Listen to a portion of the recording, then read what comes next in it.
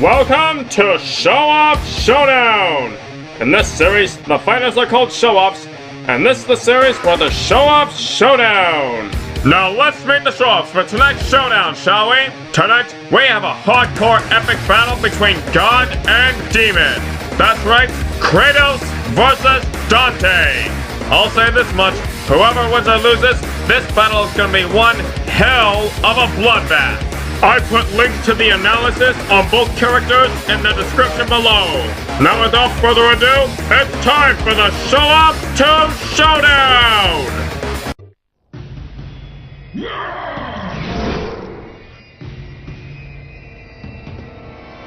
Just made my day. Prepare to die! Ready?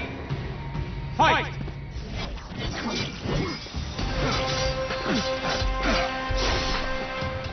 You just got pranked, bro! Hey you, big guy. I'm looking for Aphrodite's chamber. I heard she really enjoys company. Care to help me find it? Go back to hell, demon! Well, hey, what's the big idea? Who the f*** are you anyway? I am the god of war, and you shall feel my wrath! A god, huh? Well then, prove it, tough guy.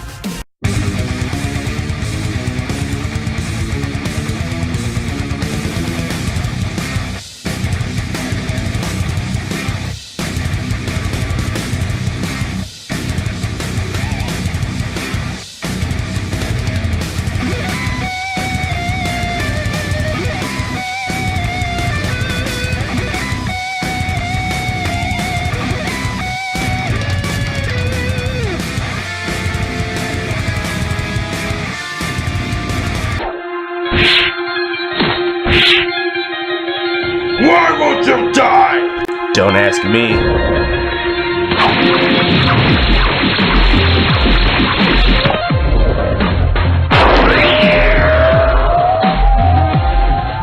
Not much of a god now, are you? Ah man, here comes the rage from the God of War fanboys! You totally stole that line from Kratos vs. Death Battle. Yeah, I know. Thanks, Drew Pickles. Now in all seriousness, let's discuss how and why Dante wins this hardcore epic showdown. Now, I will start off by saying this. If you have played both the God of War and Devil May Cry games, then you probably should have seen this coming. After all, Dante has a clear advantage in many categories. Now, it is true that the God of War and Devil May Cry series have been a rivalry with each other ever since the old days of PlayStation 2.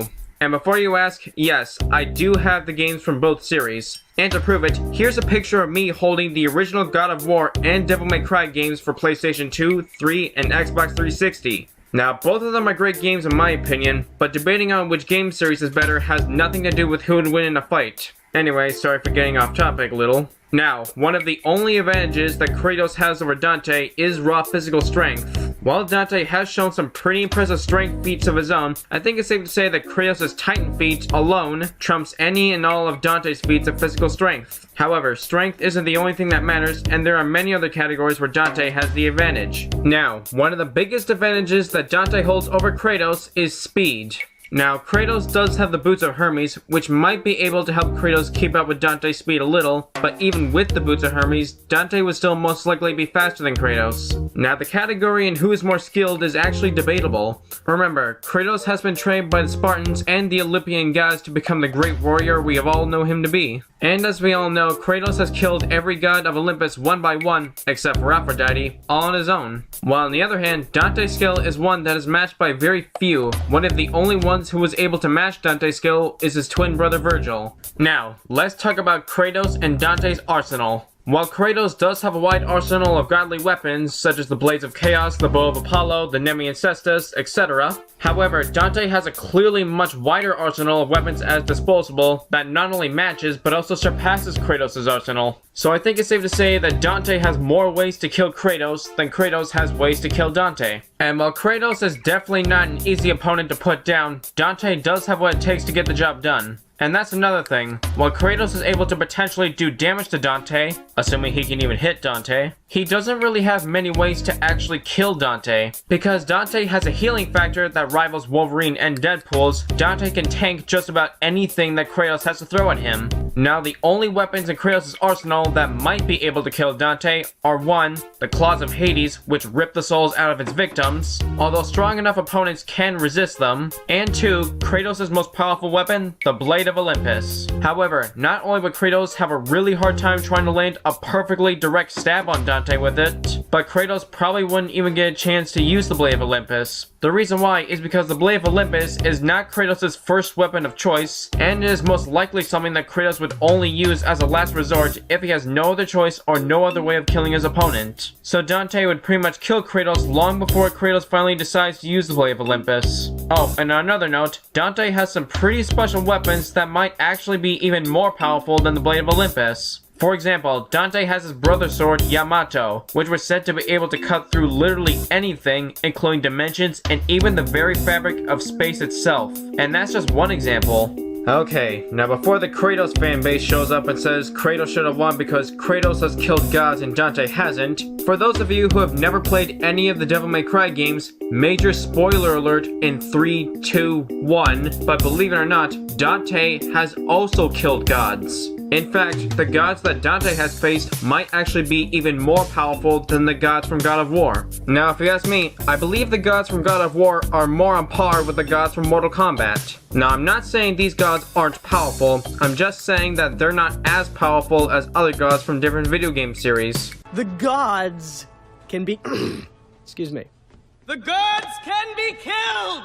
Anyway, as we all know, all of the fighters in Mortal Kombat, including the gods, can all be killed physically by having their bodies decapitated and or destroyed, which is exactly how Kratos usually kills the gods in God of War. Oh, and by the way, here's a fun fact. Kratos actually made an appearance and is a playable character in the game Mortal Kombat 9, which I also happen to own. Which means Kratos has in fact met and fought the godlike beings in Mortal Kombat, such as Raiden and Shao Kahn. Although Kratos can be killed physically just like the other gods in the game. Now, while it is true that Kratos' Mortal Kombat feats are probably not canon to the actual God of War series, but still, the ways Kratos can be killed in Mortal Kombat is actually not too different from the ways he can be killed in the actual canon God of War games. Okay, I think I talked about that long enough.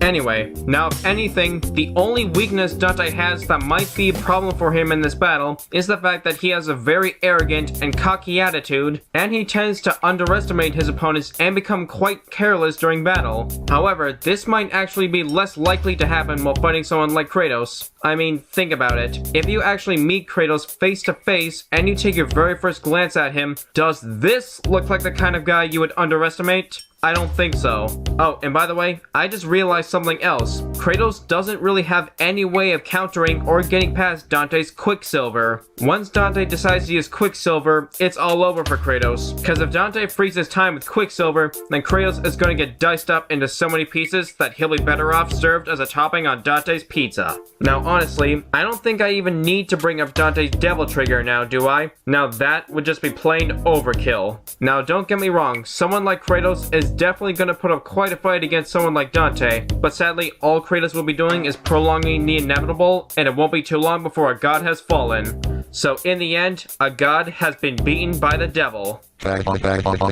Seriously, is that really the best line you can come up with? Yeah, whatever.